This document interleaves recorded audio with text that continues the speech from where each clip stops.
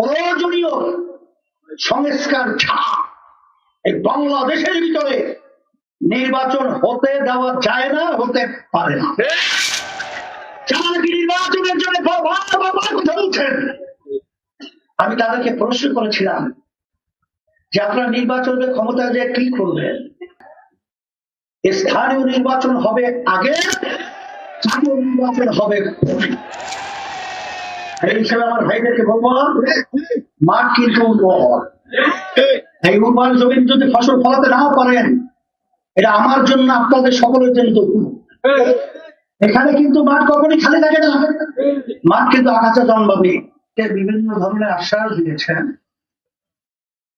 আশ্বাস বাস্তবায়ন তো দূরের কথা। আমরা তাদের পরিচালনায় পেয়েছি এই সুন্দর দেশ বাংলাদেশটা একবার দুইবার নয়, তাম দুনিয়ার ভিতরে 5 বার চোরের দিক থেকে 5 বানিয়েছে। এরা বিভিন্ন সময় আমাদেরকে বোকা পেয়ে ধোকা দিয়ে সুন্দর সুন্দর বক্তৃতার মাধ্যমে আমাদেরকে ক্ষমতায় যাওয়ার সিঁড়ি হিসেবে ব্যবহার করে ক্ষমতায় যাওয়ার পরে তাদের যে নিজেদের স্বার্থ, দলীয় স্বার্থ, এক কথায় আমরা যেটা বলি নিজের আখের বসিয়েছে। আর আমাদের বাংলাদেশ এবং বাংলাদেশের মানুষের এক কথায় বিবেচনার জন্য আমার কথাগুলো আমি রেখে যাই। হাদিসের মধ্যে আসছে, আল্লাহ রাসূল সাল্লাল্লাহু আলাইহি ওয়াসাল্লাম বলেছেন, মুমিন এক গর্তের ভিতরে দ্বিতীয়বার পাছাড় খায় না। অর্থাৎ মুমিন চালাক চতুর হতে হয়।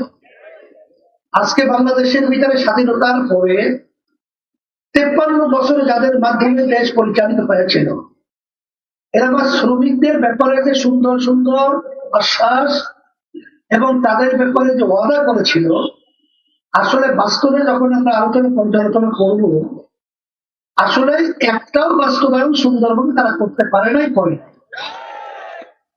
এখন নতুন ভাবে তারা আমাদেরকে কি আবার নতুন আশ্বাস দিয়ে আমাদেরকে আবার বাস্তবায়ন করে দেখাবে? আমরা মোমেন কি আবার দ্বিতীয়বার ধোকা খেতে পারি? প্রশ্নই আসে না।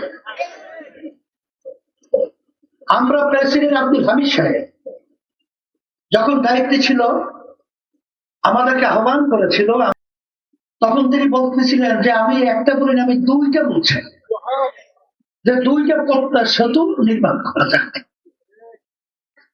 এখন আমরা তো দেখি না, আমরা তো দেখলাম, এটা তো বাস্তব আমরা দেখেছি। বেগমপাড়া ইটালিতে তৈরি করছে কারা? আমাদের সামনে পরিষ্কার, এদের নতুন ভাবে পরিচয় গ্রহণ করতে। আমাদের হাজার হাজার মায়ের কোল, ভবিষ্যৎ মেধাবী মেধাবী সন্তানগুলোকে ন্যায্য দাবি অধিকার আদায়ের লক্ষ্যে যখন তারা রাস্তায় নেমেছিল, তখন ঠান্ডা মাথায় পাখির মতো গুলি করে তাদের রাস্তায় শুয়ে ফেলেছিল। আমাদের দেশে আয়নাঘর কে তৈরি করেছিল? আমাদের দেশে বসে যখন বৃষ্টি পড়ে দিল্লিতে ছাতি ধরে বাংলাদেশে কারা করেছে আমরা দেখেছি। ওবায়দুল কাদের সাহেব বলেছিল, দিল্লি আছে তো আমরা আছি। তখন আমরা ঢাকার রাজপথে বলেছিলাম, ওবায়দুল কাদের সাহেব আপনার বক্তব্য আপনি পরিষ্কার বলেন, আপনি কি বোঝাতে চেয়েছেন? আমাদের দেশকে আপনি স্বাধীন স্বীকার করছেন না? আপনি কি বক্তব্য রাখছেন? জাতির কাছে ক্ষমা চেতে হবে, নাহলে আপনার বক্তব্য পরিষ্কার আমাদের কাছে ব্যাখ্যা দিয়ে বলতে হবে। ওখানে প্রিসক্রিপশন, এখানে বাস্তবায়ন। আর বিভিন্ন সময় আমাদের টাকা পাচার করে আমাদের দেশকে দেউলিয়া বানিয়েছিল, আমাদের মায়ের কোন সন্তান হারা করেছিল, হাজার হাজার লক্ষ লক্ষ পরিবার মিথ্যা কেসের মাধ্যমে তাদের সংসারকে ধ্বংস করে দেওয়া হয়েছিল। আমাদের শিক্ষা, ভবিষ্যৎ প্রজন্ম সন্তানদের শিক্ষা একেবারে জিরোর কোঠায় নিয়ে এসেছিল। এখন 5ই আগস্ট, জুলাইয়ের কিছুদিন, আমাদের বাংলাদেশ আবার দ্বিতীয়বার স্বাধীন হয়েছে। অনেকে প্রশ্ন করতে পারেন, হুজুর স্বাধীন তো 71 হয়েছে, আবার দ্বিতীয়বার স্বাধীন কি? 71 স্বাধীন হয়েছিল দেশ ঠিক, কিন্তু আমরা স্বাধীনভাবে দেশে বসবাস করতে পারি নাই। আমাদের স্বাধীনভাবে মতামত প্রকাশ করতে পারি নাই। স্বাধীনভাবে আমাদের অবস্থান বাংলার জমি নিয়ে মাথা উঁচু করে দাঁড়াতে পারি না। 5ই আগস্টের পরে এখন আমরা স্বাধীনভাবে বাংলাদেশের মধ্যে মাথা উঁচু করে কথা বলার সুযোগ পেয়েছি। এখন এই সুযোগ আমাদেরকে কাজে লাগাতে হবে। এই জন্য আমার ভাইদেরকে বলবো, সাংবাদিক বন্ধুদেরকে বলবো, প্রশাসন ভাইদেরকে বলবো যে বাংলাদেশের ভিতরে 70-92 মতো মুসলমান বসবাস করে। এই দেশের ভিতরে রাস্তার গরমে আজানের শব্দে বাচ্চাদের ঘুম ভেঙে যায়, আজানের শব্দে বাচ্চারা মায়ের করে ঘরে যায়। এদেশের বাংলাদেশের রাজধানী ঢাকাকে মসজিদের নগরী বলা হয়। সে দেশের মধ্যে ইসলাম মুসলমানদের জন্য আসলে বাস্তবতা হল শান্তির একটা নীতি আদর্শ। আমরা অনেক নীতি আদর্শ দেখেছি। সলোমনকে বলেন, আল্লাহ রাসূল সাল্লাল্লাহু আলাইহি ওয়াসাল্লাম এক কথায় যে বলেছেন যে শ্রমিক এবং মালিক সম্পর্ক হবে ভাই ভাই। যখন ভাই ভাই সম্পর্ক তৈরি হয় তখন সেখানে কোনো দ্বন্দ্ব থাকে, অশান্তি থাকে, বৈষম্য থাকে, ন্যায্য অধিকারের জন্য আবার নতুন দাবি তোলা দরকার হয়। আল্লাহ রাসূল সাল্লাল্লাহু আলাইহি ওয়াসাল্লাম বলেছেন, শ্রমিকদের ঘাম শুকাবার আগে তাদের মজুরি, তাদের পাওনা পরিশোধ করে দাও। আর কোনো ঝামেলা থাকবে না। আর আজকে শ্রমিকরা যাদের ঝুঁকি নিয়ে তাদের পাওনা আদায়ের জন্য রাজপথে আজকে তারা জীবন বিসর্জনের জন্য বারবার চেষ্টা করছে।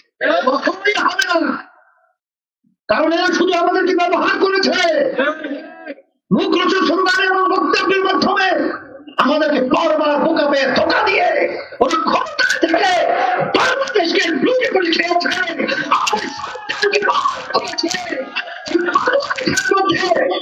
পরিবর্তনের জন্য আমাদেরকে মাথা উঁচু করে দাঁড়াতে হবে।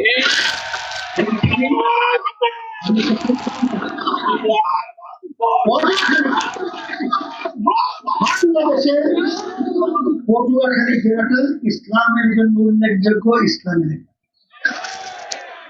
আমি যতটুকু দেখেছি অন্যান্য জেলার চেয়ে পটুয়াখালী জেলার মানুষ ইসলামের প্রতি আন্তরিকতা অনেক বেশি।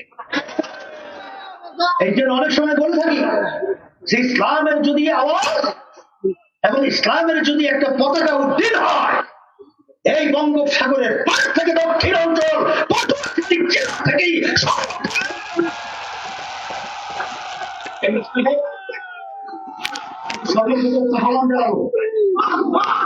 বেশি কথা লম্বা চওড়া সংক্ষেপ। বর্তমানে যারা 5ই আগস্টের পরে শুধু শব্দ শুনি নির্বাচন নির্বাচন, আপনার নির্বাচনে যাদের পাগল হয়ে গেলেন কেন? ফ্যাসিস্ট খুনি 5ই আগস্টে পালালো, তারা তো 5 বারের জন্য শক্তভাবে বসেছিল। তখন আপনারা কি করলেন? আজকে ছাত্র জনতা হাজার হাজার জানের বিনিময়ে, রক্তের বিনিময়ে আজকে তাদের চক্ষু হারিয়েছে, বঙ্গুত্ব বরণ করেছে, আজকে দেশ উন্মুক্ত হয়েছে, স্বাধীন হয়েছে। প্রয়োজনীয় সংস্কার ছাড়া এই বাংলাদেশের ভিতরে নির্বাচন হতে দেওয়া যায় না, হতে পারে না। যারা কি নির্বাচনের জন্য কথা বলছেন, আমি তাদেরকে প্রশ্ন করেছিলাম যে আপনারা নির্বাচনের ক্ষমতা যে কি করবেন? সেখানে আমরা দেখেছি ইসলামী আন্দোলন বাংলাদেশ এবং সহযোগী সংগঠনগুলো, তখন আমরা বাংলাদেশের নিরাপত্তা এবং সংখ্যালঘুদের জানমাল নিরাপত্তার জন্য আমরা সারা দেশে পাহাড়ের দায়িত্ব পালন করেছি। কারণ আমরা বুঝেছি শকুন চক্র ভারত আমাদের বাংলাদেশের দিকে নিয়েছে। সুযোগ পাবে তো আন্তর্জাতিক ভাবে সংখ্যালঘুদের ইস্যু সামনে নিয়ে এসে আমাদের দেশে অশান্তি করবে, এই ধরনের চিন্তা তারা করবে, কারণ বুঝতে পারছি। তখনই যেন বাংলাদেশের ভিতরে এই অবস্থান তৈরি করতে না পারে, এই জন্য কিন্তু সারা দেশে সংখ্যালঘুদের আমরা জান মাল এবং তাদের উপাসনালয়গুলো কোনো ক্ষতি না হয় পাহারার দায়িত্ব। যখন নাকি কোনো প্রশাসন ছিল না, তখন আমরা সারা বাংলাদেশে মানুষের রাস্তায় চলার জন্য, তাদের কষ্ট লাঘবের জন্য আমরা ট্রাফিকের সিগন্যালের দায়িত্ব পালন করেছি। আর তখন আমরা কি দেখেছি? মায়ের কান্না বন্ধ হয় নাই, রক্ত এখনো শুকায় নাই। তখন এক শ্রেণীর নর পশুরা তখন চাঁদাবাজিতে লিপ্ত, তারা টেন্ডারবাজিতে লিপ্ত, তারা বিভিন্ন ঘাট দখলে লিপ্ত, স্টেশন দখলে লিপ্ত। আমি ওদেরকে এই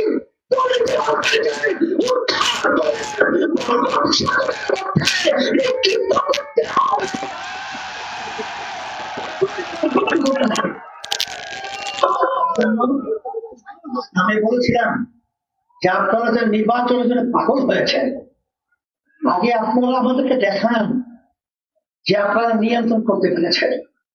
যদি নিয়ন্ত্রণ করতে না পারেন, ক্ষমতায় যাওয়ার পরে আপনারা যে কি কাণ্ড করবেন এটা আমাদের জানা আছে।